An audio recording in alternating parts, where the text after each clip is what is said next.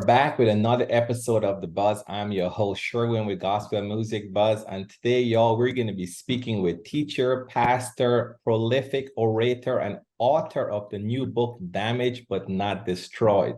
Pastor Mike, welcome. Man, I ain't never had no intro like that. All the P's and the prolific. Boy, you good at that. Man, I'm super grateful to be here with you. You good, brother? Yeah, I'm good, man. Listen, I was catching a little bit of the Kingdom Couple Part 1, man. I got to go back and finish that up. That is something real special you got going on there. That's all I'm going to say about that. Hey, bro, you got to catch all three of them. I did 3 parts of it, bro. And yeah, man, having the right partnerships really affect your purpose. And so I encourage everybody, especially you, because you need the right partners because your purpose is big. You got to go back and watch that. I will indeed. Now, today we're talking about the new book, Damaged But Not Destroyed, From Trauma to Triumph. And I mean, you're no stranger to writing, and speaking and whatnot. But this book, I felt like you dug really deep. This is vulnerable, it's personal. You kind of put it all on display. What made you share your testimony in this way? Honestly, man, I felt like it was something that God asked me to do. And I was on sabbatical 2 summers ago where I take a little time to just recalibrate with my family and spiritually and just make sure I'm ready to do whatever the next season calls for. And while I was in prayer, man, and meditating, I felt a strong impression that I was supposed to write about damage. And I was like, I don't want to write about damage. That's not sexy. Like this, that's not something, but it got confirmed over and over when I was talking to people. And I was hearing that even in this season, so many people feel like they've lost things, that they've lost relationships and lost confidence and lost loved ones and they feel damaged, like something has been taken away from them. And it went from a book that I was supposed to write to a burden. Wow. Like I had a burden for it. And I was like, man, I have been through some situations, circumstances, some publicly, some not, that God has allowed me to navigate and come out on the other side, not smelling like what I've been through.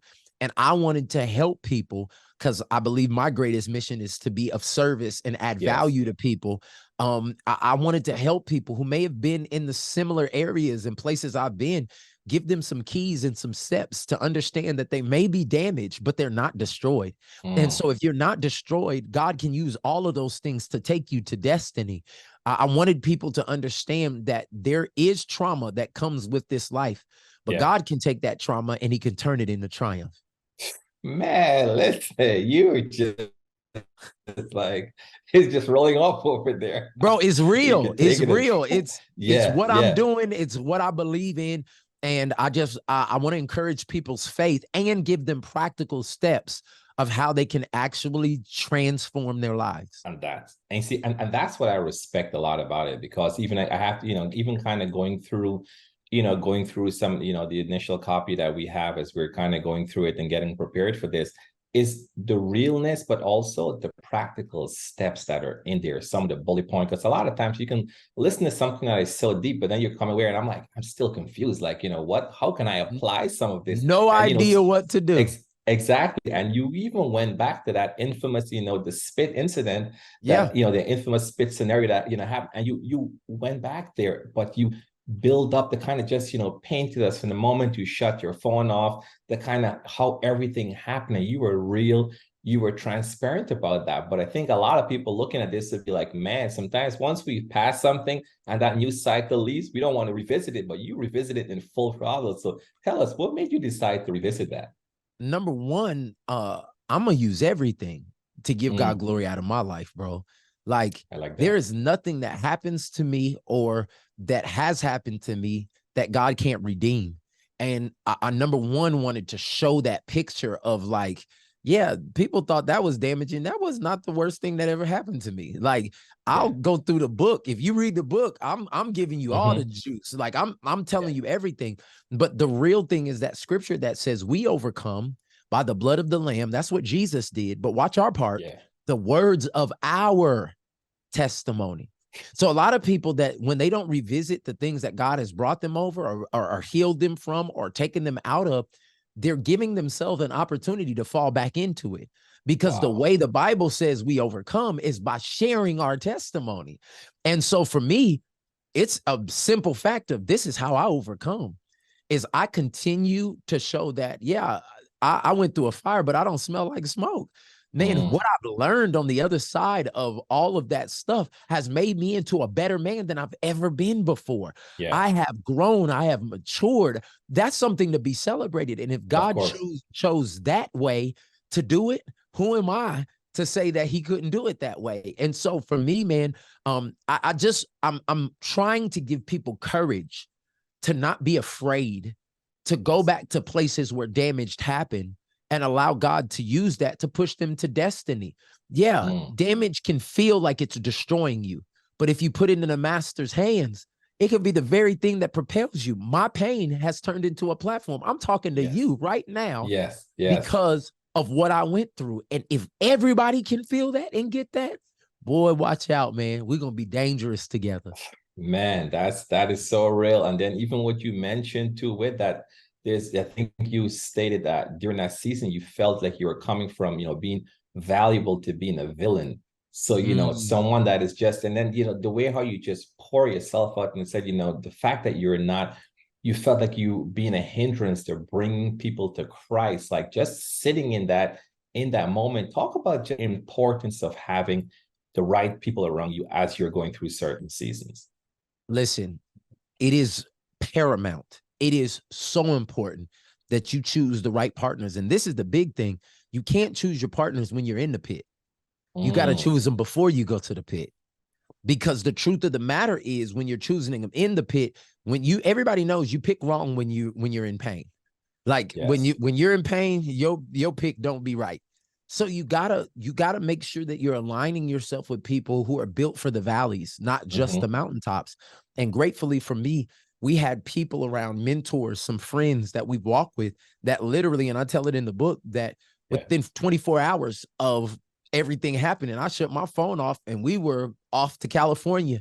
And I'm sitting on the back of a vineyard and I'm worshiping and praying and evaluating and meditating and writing. And I'm doing all of these things, doing all of this soul work and being encouraged by my friends and they were helping me remember who I am. Like that stuff saved my life, saved my ministry, saved my mind.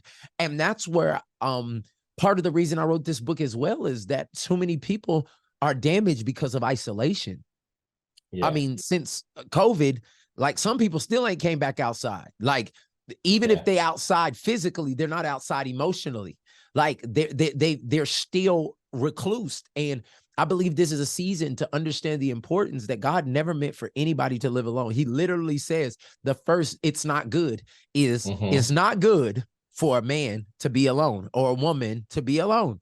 And so I just think that this book also brings value to relationships and making sure that you have the right people in your life in the right season so you can remember that you may be damaged, but you're not destroyed.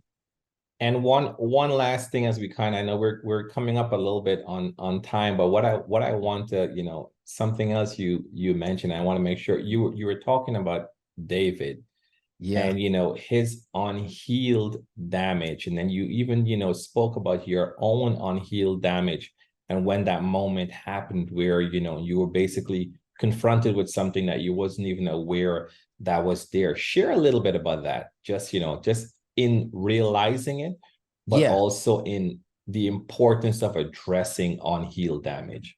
Yeah, so I want to let everybody know, like, this may be a little triggering, but in the Black community, there are a lot of people that have experienced molestation at a young age, whether it be from family members or people that spend the night or all these different things that happen. And that happened to me. And it was so traumatizing. And I knew it was wrong, but I was too young to know what was happening, that it literally, I blocked it out. Like, I mean, it happened in adolescence around 5 to 7. And literally, I did not remember that it happened to me till after I was 30, married with kids.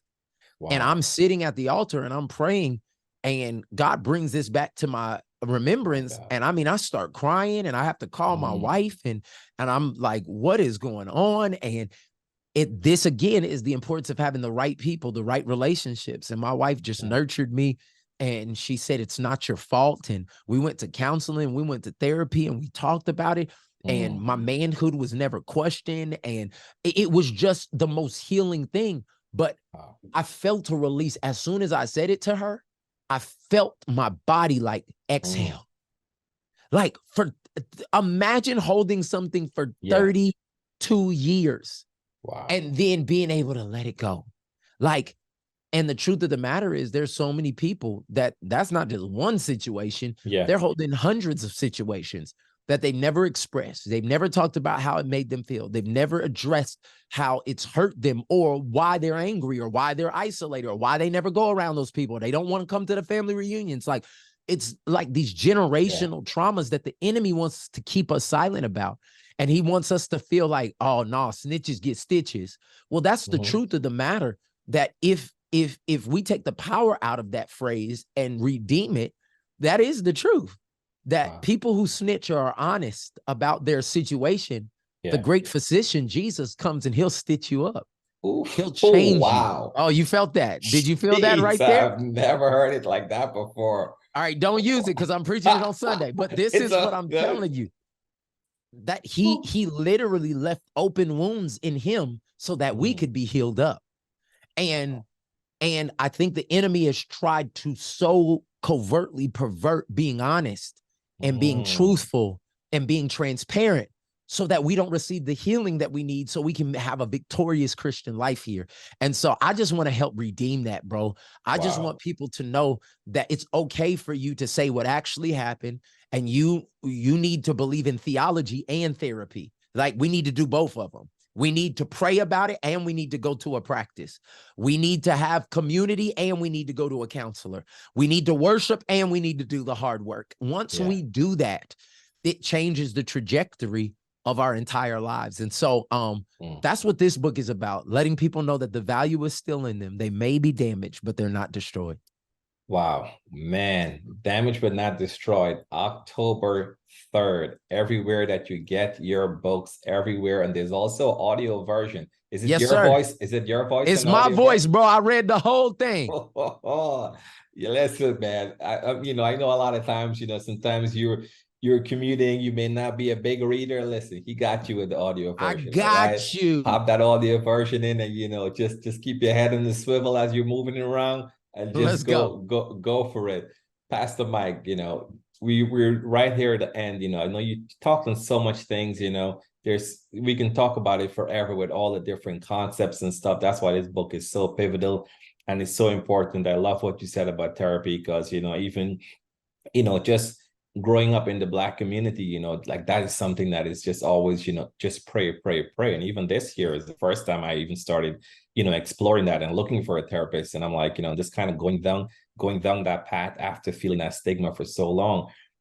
One last thing I guess I'm going to say before we jump is that if you want to leave, you want to leave one message with someone to say, hey, get this book. You want to go ahead and, with everything else that's happening, but just one message for someone here that may be feeling lost, maybe feeling confused, maybe dealing with trauma, trying to get to that triumph phase, what would you say to them? I would let them know that what's not transformed is transferred.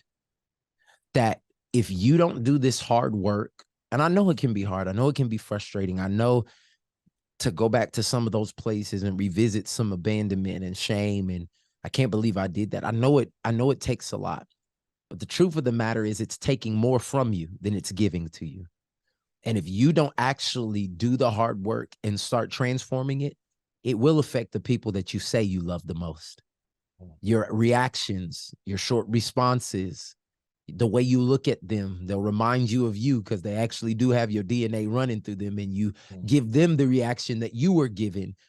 And I'm just telling people, man, the Bible talks about the sins of the forefathers visiting down to 2 and 3 generations. You can be the person in your family to stand up and start a new legacy by being somebody that deals with their damage. I'll tell you this, I dedicated this book to my grandchildren. And that may not make sense to you because my oldest daughter is 10. But the Bible says the good man leaves an inheritance to his children's children. Yes. And I believe that does include finances and resources and houses and all that other stuff. But I wish that we would add in there emotional health, because I know people that have tons of stuff and no peace, tons of people around, but no community. And I want to leave an inheritance for my grandchildren. Thank you so much. I appreciate you, my brother. Pastor Mike. We will link again soon, brother. Indeed. Thank you so much. Have a good one. God bless you. All right. Peace. Bye.